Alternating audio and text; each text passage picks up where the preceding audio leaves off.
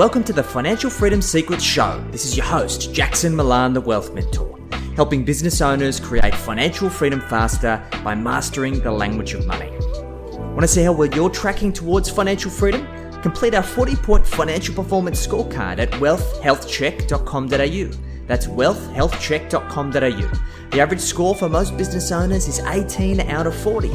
So complete the scorecard now and see how well you're tracking towards financial freedom.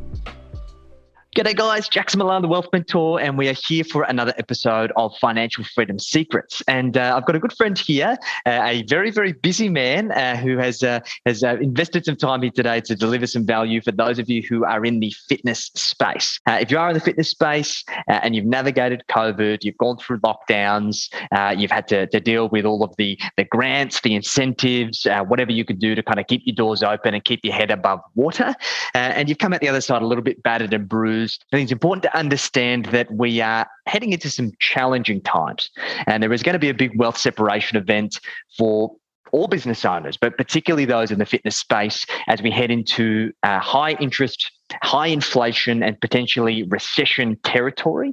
And as we know that many people scrutinize their spending in times like this, and one of the first things that goes on the chopping block is their fitness membership. We want to ensure that you can not only survive in the fitness space through this time period, but you can also thrive because there's some tremendous opportunities. And I'm hoping that my good friend Richard is going to share some of his pearls of wisdom and hopefully deliver some value for you guys today. So Richard, thanks for joining us. How you doing, mate? Yeah, great. Thanks for having me on, Jackson. Looking forward to it. It's going to be fantastic. So for those of the listeners or watchers who don't know you, who are you and what do you do, mate? Sure. I first started as Australia's youngest personal trainer back in the day, a long time ago, Jackson. And, the early stages, I asked my parents to take some money off their home loan, so drive up more debt for them and borrow a little bit to buy a fitness studio. I had no idea how to market. I had no idea how to sell. But I was just shy of 18 and I bought a business with a business partner.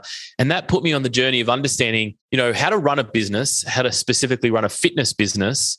For a year and a half, I was pretty stressed out. Every Thursday came payday because I wasn't sure about, who would book in the week after that. I eventually sold that and I've done a lot of different things in the fitness industry, from creating corporate wellness companies, creating Australia's largest personal training video directory. And now I run a company called Com Marketing. We specialize in marketing education for fitness pros, personal trainers, studio owners, gym owners, anybody who wants to grow their business without paying high agency rates. Fantastic, mate. I love that. So let's go back to the beginning here, Richard. Obviously, you were in the early days of the fitness space, uncharted territory. You're a young whippersnapper, and you bought this studio.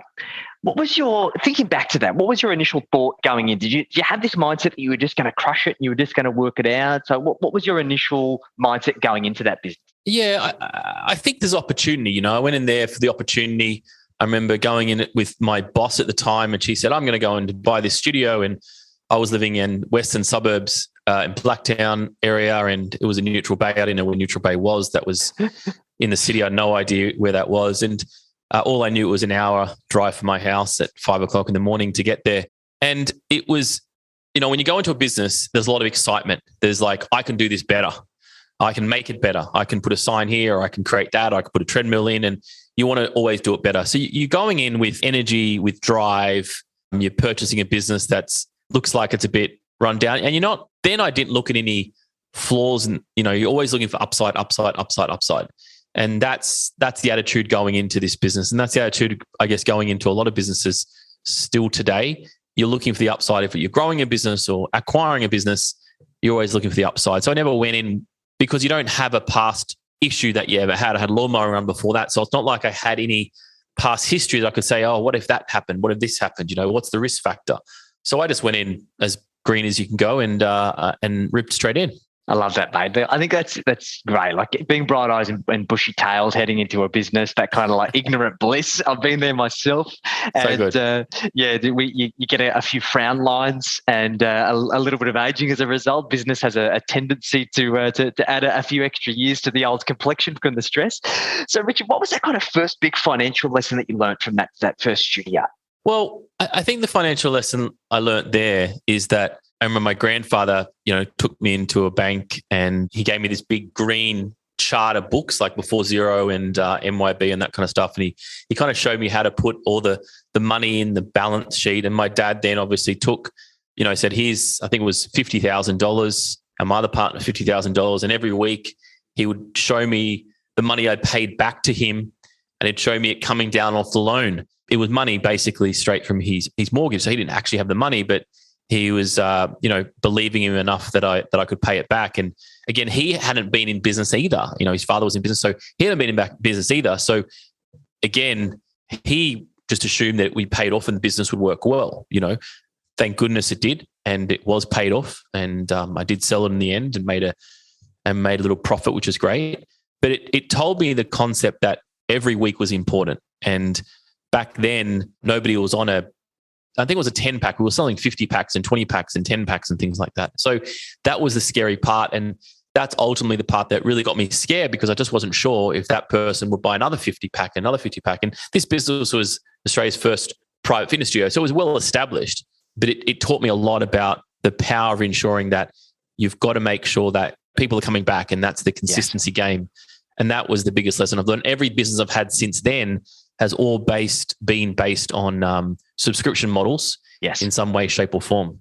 And those are the best businesses. Those are the businesses that do shield you from recessionary events. Like we do work with a lot of goodwill businesses who basically they invoice. They're only as good as what the projects they've got in their pipeline. Every month they're starting back at $0.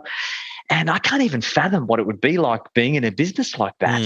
And because it's scary to think like, hey, every month you hit the big red reset button and then you go back to the beginning, and it kind of feels like a little bit like Groundhog Day. So I think that's really important. I think that's one of the big draw cards for many people starting their own fitness studio, creating a gym, is that idea of recurring revenue. But then here lies the other problem, is the marketing, generating the leads. What was your most profound lesson around marketing getting into that studio? Because I suspect you probably hadn't marketed prior to that point, right?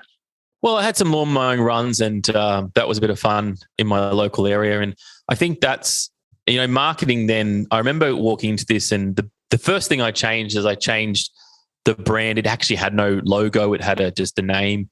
And for some reason, I just loved brand for some reason. And I don't know why.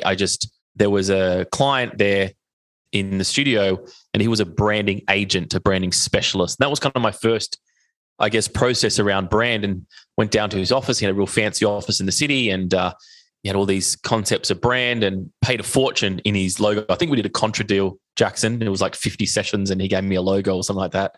And I got myself a first logo. And I guess from there was something about the brand equity. And so still to this day, and that's what we teach in our programs is the brand equity, because, before it had a sign called Fitness Studio, people walked in the door. Now, when there's not 10 other studios in the street, guess what? They see Fitness Studio walk in the door. When 10 other places are rolling through, you need brand equity, or you need to rank higher in the search terms. Now, back then it was Google. Back then when I had that studio, I didn't have a website, by the way. So it was all local marketing. The whole thing was local area marketing. It was partnerships and understanding the value of local partnerships, of relationships. That was the key to marketing early on. And obviously retaining the clients too. That was a big key. When those 50 packs ended, I made sure that leading up to those 50 packs, sound bad, like up to 25 was like, okay, make sure this person's coming in. They're regular, they're good, to make sure they can get the next sale after that. So it was a consistent, ensuring that people got results. And I guess that, I don't know if that answered your question, but it was all around the retention back then, because when you had a client, they stuck with you. They weren't going anywhere else, put it that way, as long as they got the results they wanted. And I think results are the best form of marketing. And I think that's where a lot of business owners, not just gyms and fitness professionals, but really most service businesses, is that most people get into business because they're very good at what they do. Maybe they work for somebody else, or they see an opportunity, they're passionate about a space, and they jump in, they give it their all, and they deliver exceptional value. And then they get the word of mouth and they've got referrals, but that also sometimes breeds complacency and laziness around marketing. Yes. Because one of the things that I realized very early on is that unless you've actually got a system in place, and even when you do, it's not always predictable, referrals are reactive. And you don't necessarily have complete control over that lever in your business. And in some times, particularly through COVID or when consumer sentiment is low, referrals can taper off. And in some cases, they can completely stop, which can hit many businesses for a 6. So this is a really good segue, mate. In this post-COVID world, heading into these kind of very difficult times that I can see on the horizon, what do you think are the key contributing factors to running a successful fitness business in 2022 and beyond? Well, it's pretty simple, Jackson. If you're here now in 2022, if you still have a studio, you've basically done a decent job to be here. Why? JobKeeper, Job Seeker, all the grants are kind of wrapped up, right? So it means then the inflated balloon that we once had, you've realized you've had a few months going, oh my gosh, I didn't get that money. What do I have to do? So number one, you would have had to retain your clients really, really well. Obviously that you would have gone on Zoom, you would have gone online. You're probably choosing if you're going to stick with that model or not by now. And at this point here, you've hopefully retained, balanced that out. And now you're in the mind think to go, okay, things are a bit hard right now. And I can guarantee you, if you thought COVID was hard in a fitness studio owner, and if you're saying, hey, things are really weird at the moment, that is what everybody's thinking. Things are totally weird at the moment. I just came back from a big conference and that everybody exactly said the same thing. Our clients are saying the same thing. So if you are maintaining, you're doing a great job at the moment. If you are growing, very good. And if you are losing and you're still losing, unfortunately, you probably didn't take the right tools and the right systems that you needed to over the last 2 years. And so now is your time to really kick in nice and fast. I think to answer your question, what you need in 2022 is you need to understand that marketing and the way that we marketed before. So I can just guarantee you, over the last 2 years, everybody got really lazy at marketing. And before that, everybody just relied on a thing called Facebook because it was easy. Yeah. So we had Facebook and then we had government grants. Nobody really moved because everybody's getting paid, your clients and you were getting paid. And now we have a thing called, I call it the new age of online marketing again, Jackson. My belief, and I've been sort of saying this for many years, is that we need to have at least 5 marketing acquisition funnels and run any time. So if you're running Facebook ads and that's all you're doing before, you need to do Google ads. You need to make sure that your emails that you send out regularly, if it's every month, you need to move it to, twice a week at least. You have a text message process moving through. So you need 5 marketing funnels running at any one time. And if you don't have that in place, you definitely won't be around in 2023. Because your clients that were once sticking around for a long time, they've also had to make adjustments too in their life, as you said, like they're restructuring their finances. And we're realizing too, Jackson, that we have a lot of female-only studio owners. And guess who, as you know, Jackson, the first person who tightens a belt in a family, they're females, they're mums. They're tightening the household, financial belt. And so if you are running a female-only, business or females are in your studio, guess who's going to tighten the belt? Them first. Yeah. So even though they've been amazing clients with you for years and years and years, there's definitely a time now that people are moving around. So this is the key important reason. And we're getting now a lot of inquiries, Jackson, coming in from the fitness industry saying, hey, I've got an okay business and they're doing okay. They're doing good numbers, but they also know what's on the horizon. More franchises that are coming through that already have money set up for marketing. More good operators coming through. Now, they're realizing this. And so if they're going to stick there and do what they did over the last 4, 5, 6, 7, 8, 9 years, they're realizing they won't be around tomorrow. So we're starting to see a whole different saturation of people coming into our programs. And these are good people. These are good operators saying, hey, I want to learn the new age of online marketing. I want to make sure I'm here in the next 2-3 years because we've realized that competition is here and it's here to stay, especially in the fitness industry. Yeah, I agree, mate. I think it's one of those industries where the barrier to entry is quite low, right? Yes. It doesn't take much for somebody to go out and do a certificate or their diploma and then call themselves a PT. Whether they're good or not, it's a different conversation. But we're in a wealth separation event, in my opinion. And this is where the people who are really good and got their shit dialed in, they're going to become great and they're going to be able to capitalize on opportunities that exist. And then those who are mediocre and have maybe limped their way through over the last couple of years, it's unfortunately going to be the final nail in the coffin. and it's going to potentially force their hand to have to sell up or wind up and go and do something else. And I think people, just because you might be in a dire situation doesn't necessarily mean that you're going to remain in that dire situation, but it does mean you need to take some pretty drastic action pretty bloody quickly. And I don't mean to reverse the hearse here. Obviously, we don't want to scare people into submission, but sometimes you need a little bit of a slap in the face to pull your socks up and sort your shit out. So 5 marketing channels, it seems like a lot.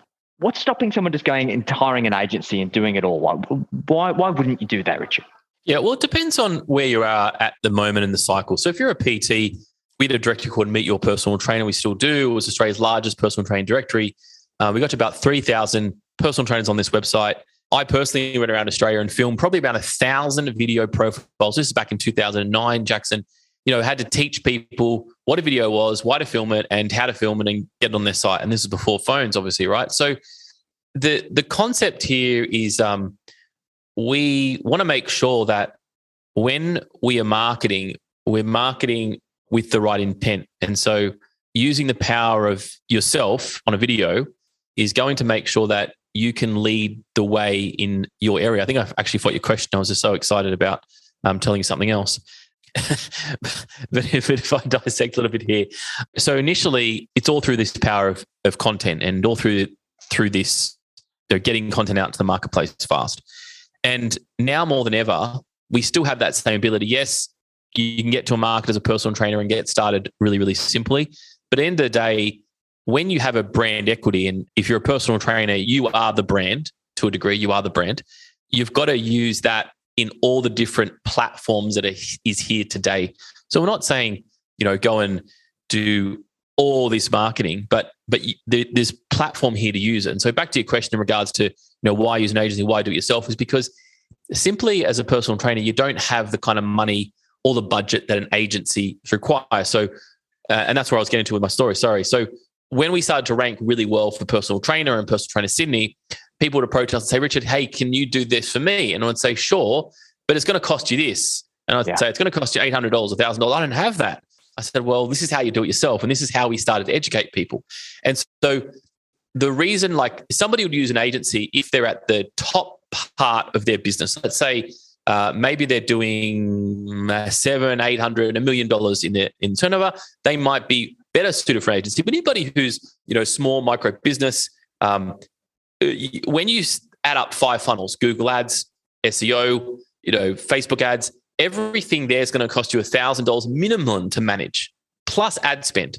So you just quite don't have the time. Now, as a trainer, as a fitness professional, you also have a lot of time off in the day because your peak season is AM, PM. And so it's a perfect industry to be a better marketer. And what we've found too is when you take your stuff to an agency, especially the way social media works and Facebook Reels and YouTube Shorts, is that it's real time, Jackson. And the time you send it to an agency, they'll get a nice photo, they'll send it to it. It's all old news. It doesn't work. So there's some parts in the business that you'll need to do yourself. There are parts you might run, okay, I'm going to spend a lot of money in Facebook ads and get an agency to do that. However, the way that Facebook works now, so Jackson, is that it's made it so much easier. And Facebook want you to win. The algorithm's great. All you need to supply to Facebook and anybody is you need to supply real good content. That's the difference between you and every other person that's spending money in Facebook or any ads. And so we teach people how to be a great marketer, how to communicate. And then the tactical parts, they can do it. They can get their kids to do it. They can get their neighbor up the road to do it. That's not the hard part. The hard part is how do you get cutthroat in a very saturated industry? And that's what we teach people how to do. And I don't think that can be replaced with an agency. I haven't seen it. I've had an agency in the past. I've used agencies. Our clients use agencies. It's very, very rare, Jackson, very, very rare to be able to do that. Agencies are good for large corporations that have a lot of money to spend in marketing. That's what agencies are for. So you can't confuse the two. I agree with that completely, mate. And I think the big challenge here, we see it with money as well as we see it with marketing. Most business owners who are good technicians don't see themselves as money people or marketing people. They're good technicians. And for that reason, they have this underlying belief that they're not good at it and it's too complicated and it's too overwhelming. So then they end up abdicating responsibility. And there is nothing worse than trying to outsource something that you don't actually fully understand yourself. So I'm a big believer, and it's what we teach in our programs, very similar to you in terms of what you guys do with marketing. We do the same with money. You need to have this fundamental understanding. So you can do it yourself if you wanted to.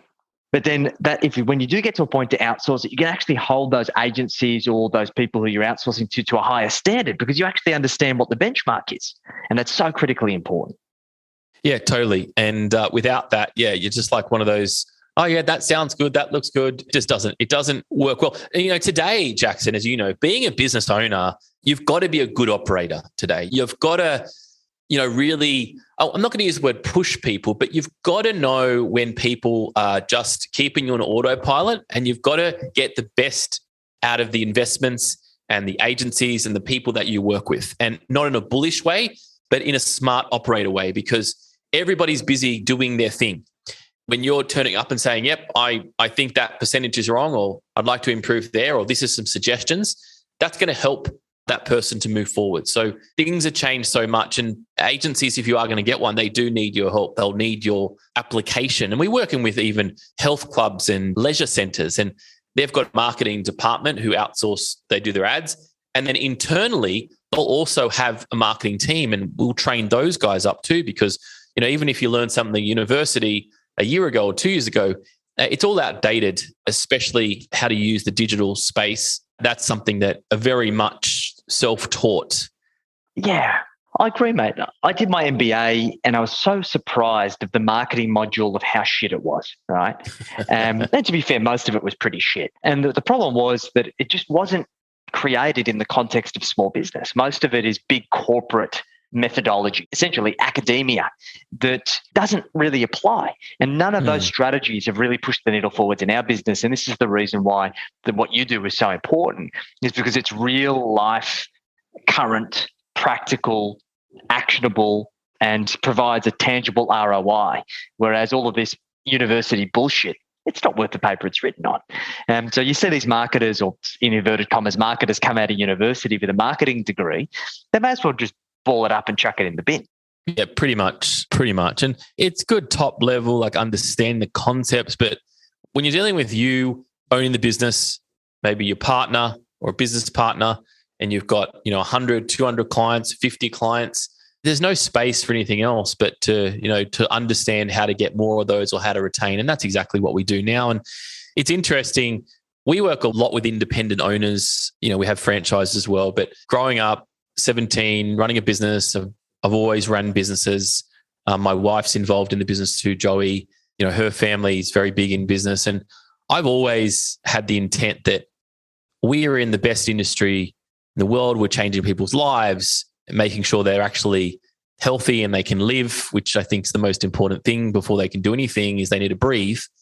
And unfortunately, we forget that, because a lot of the people that we work with, if you're a fitness professional in that, like every industry, they're coming from the heart so much and they want to help so much. They're helpers, they're givers, they're teachers, they're carers. Yet if you don't kind of get the mathematics right, you won't be able to help more people. You won't be able to change communities. You won't be able to change lives. I worked on a cruise ship early on, Jackson, after I sold my business. I thought, let's do that. Surely that's going to be an easier job. And I learned how to sell and market at that event. And at that event, it literally changed my life. I saw a severe overweight family, morbidly obese, father, mother, daughter, 2 sons, and I'm talking about like 2, I'm talking about 4, I'm talking about 6. And I left the ship and I wrote a book all about kids' health. And so what we do now is we want to impact the fitness professional to impact their community, which impacts the family, which impacts a mother, a daughter, to live a better life. And the reason why we work in the small businesses is because we know that fitness owner needs help. They need help with their money. They need help with their marketing. And if they don't get help with these 2 things, they won't be able to live their passion of what they wanted to do. Full stop, close the door, they won't be around. And we know that. We've seen that now. This is why we do what we do. We need to make sure that we protect the business owners that will just lead from the heart the whole time. but they can't hit their message if they can't market. It's as simple as that. 100%. Out of business. Yeah, makes a lot of sense. So it's not all just about marketing. You've already spoken about that. It's the marketing and it's the money. And I think that when people do discover that this marketing world, this lead generation space, it is all they focus on. It becomes all encompassing. I just need more leads. I just need to sign on more clients. We just need more members. And they keep pulling that lever, and it's not always the best one. So, mate, what are some kind of simple, easy to implement strategies that aren't lead generation that can really help gym owners push the needle forwards financially in their business? Without lead generation? Without lead gen. Without new leads on the front? Correct. Okay, cool.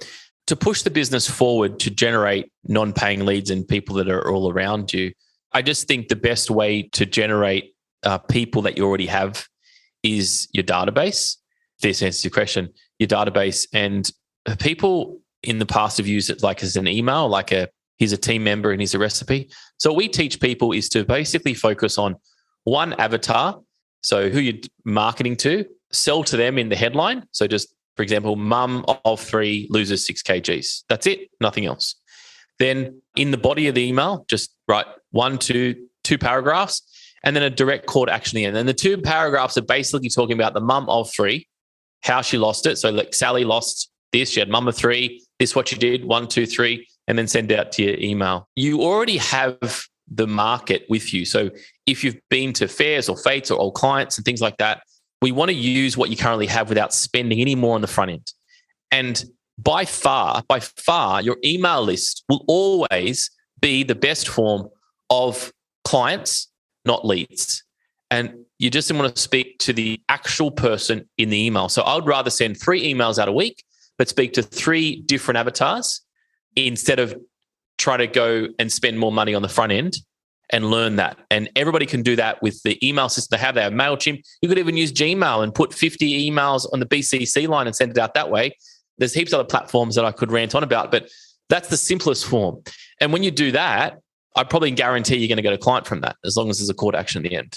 Exactly. There's so much money in the list, and people are afraid to send that email because they're so tied to, but the people who unsubscribe. That's great. When people are unsubscribing, those are people that aren't going to say yes. The people that were left are people who are still interested. So I think it's so important. There's so much resistance around people hitting that email list and asking for business, because it's always about being right place, right time. And when you're sending that out, it's just casting more lines in the water and hopefully going to land you more fish, more ideal clients. Totally. And another way we can do it is without spending any money on the front end is I'm a big believer in partners. 10 years of my life. And with local area partners, we have a training all around local partners. It's basically going out there and ensuring that you have people not just putting their flyers in your front door, like a cafe, you just put the flyers and that kind of stuff. What you want to do, you want to physically make sure they hand the information to that person and literally book them in for you. So I call them agents everywhere in your local area, making sure that anywhere you go, if it's a cafe, it's a fruit shop, a lawyer, a solicitor, they're literally closing deals for you as well. And so a lot of people, all local businesses want business, but you just have to team up with a few. You might say of 10 people that all work together like a cohort and that pretty much do what we've been doing online. You know, you put a post up and someone likes it in the comments and shares it. Same concept, but in a localized version of that. I think that's a big underused piece. A lot of people say, oh, yeah, they've got my flyers, but flyers collecting dust on a counter with 4 other brands in there does nothing. You want to make sure that that person is bought into your business. And 1, they need to be obviously experiencing that. But 2, it's a relationship. So every month you might meet with that business owner and say, okay, how many leads do you send us? How many leads did I send you? And really tally that up. And then you can pay that person, or you can do a contra deal if it's very even that way. But honestly, I do believe that because your market is so close, being really clear with your partners, and as long as they're getting back in return, it is a very profitable way to do business. I agree. That's underutilized too. Yeah, it's been a big thing for us, mate. As you know, we've done quite a bit of work together. And this is the thing, when you've got non-competing partners that are experts in their respective space and you share the same ideal audience, and you can edify each other and you can transfer the trust, of clients both ways, it just makes sense. I think the most critical part to that, in my experience, is that you need to work with people who do have a mindset of abundance, because there are other business owners out there that do think from a scarcity standpoint, right? They're fearful of, oh, what if I lose clients, or what if those people don't buy from me? And that's something that you've got to overcome. And because it only works when you're prepared to grow together. And obviously, for the mutual benefit, it needs to be a triple win. You need to win, the client needs to win, they need to win. It doesn't have to be like a zero-sum game that someone's got to lose in order for somebody to win, if that makes sense. Yeah, exactly right. Once that takes place, it's just amazing. We've been using partners for many years and made millions and millions from that, just on that. And that's what it means when I say 5 funnels, Jackson. It's that 5 funnels means a referral business or a partnership business, but it means that you keep on tally with that every month. How many to get in? What can we improve? And it's really just knowing your numbers, just like you teach with money, knowing your numbers with leads and what's working. Just this morning before this podcast, I cut off a marketing channel that we were testing for 8 weeks. I let it run for 8 weeks. It gave us nothing. It gave us 2 inquiries. And I even looked at those inquiries. Is it worth it for that? It's just not worth it. There's other ways that I could put that budget and put it somewhere else. And so without me checking up, is it working? You're going to keep running things and thinking, oh, I'm doing that. I'm doing this. I'm doing that. But what is it actually bringing you in leads or in conversions or in referrals or even in brand equity? I'll do things just for brand equity, Jackson, if I know that in the acquisition, it's going to bring it. So for example, brand equity in a local business, personal trainer, gym owner, like to me, it's like anytime there's a local fair, like every community has a local fair. You don't want to just be there, but you want to have the biggest tent. You want to have the branding everywhere.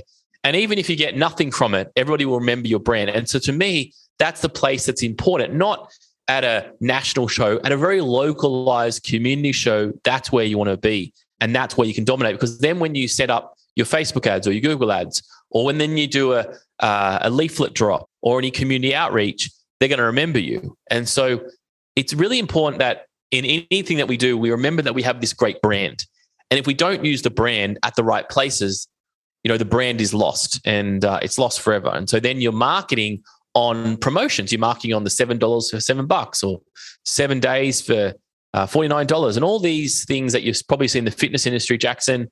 They do my head in because they're all rubbish. And all we're doing is we're leading from a number versus a brand equity.